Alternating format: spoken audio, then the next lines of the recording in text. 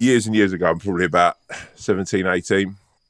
I start seeing this girl I really liked at the time, but she lived in like a pretty big ass, sort of in the sort of posh end of the way. Yeah. And my dad sort of thought, oh fucking hell, he's going to marry in at money type thing. So he put a lot of pressure on me for sort of being sort of quite just speak well, don't be rude, mind your P's and your Q's and all that.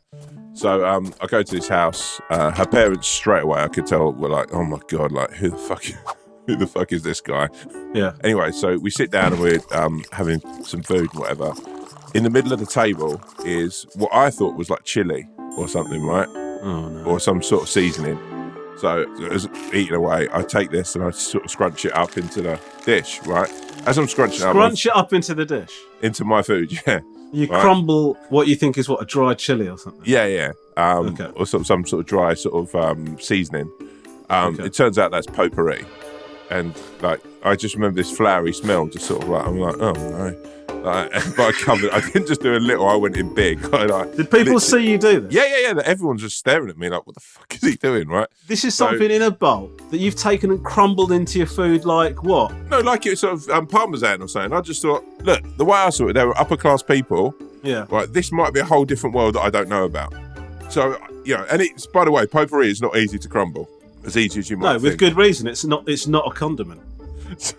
So I eat the plate of food, right, that they've given to me. Yeah. Her mother then turns around and says, "Oh, would you like some more?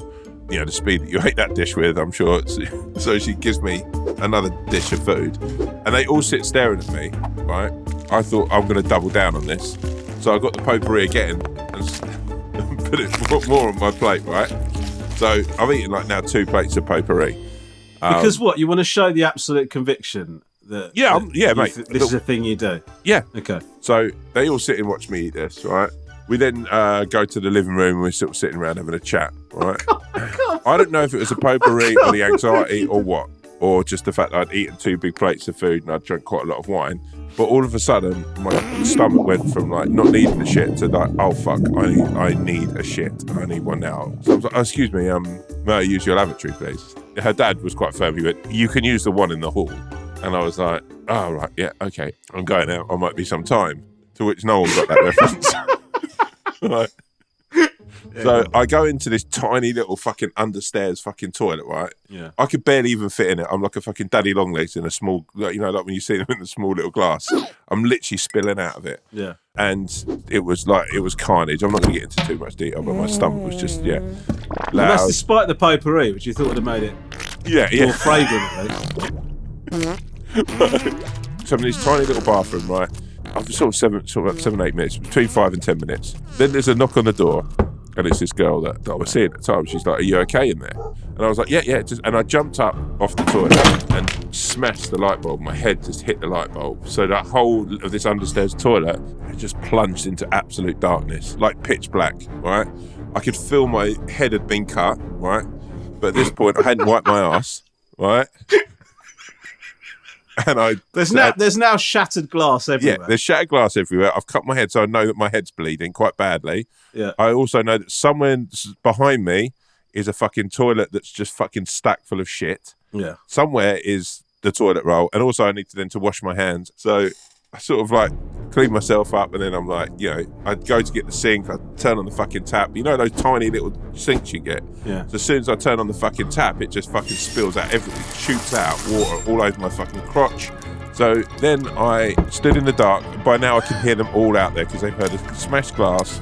So your shitting has brought the family out of the room. Well, because they've heard a smashing glass, they've heard the toilet seat being knocked down, and they've had water go over there. I'm not going to lie, I've sworn a couple of times. Yeah. And her dad was like, "Look, you come out here now. What are you doing in there?" And I was trying to tell him what had happened. He did not say that. Yes, because mate, like honestly, by now this is 12 to 13 minutes, right? I open the door, and their faces are just disgusted. I've got blood sort of like on my head. The fucking toilet's just, the smell's horrible. And his mum was, her mum was like, "Are you okay? Oh my God, come with us and sort of sit down and all that." Her face was like, "Oh my God, this is disgusting. I'm never going to speak to this guy again." Her dad was just like, her dad had to go to the bathroom after me. And he just made such a big deal out of going, oh, for crying, yeah, okay, right. Have we got any more light bulbs? Have we got any more light bulbs? I need to change the light bulb in here. And then his wife was like, turn it off with the switch.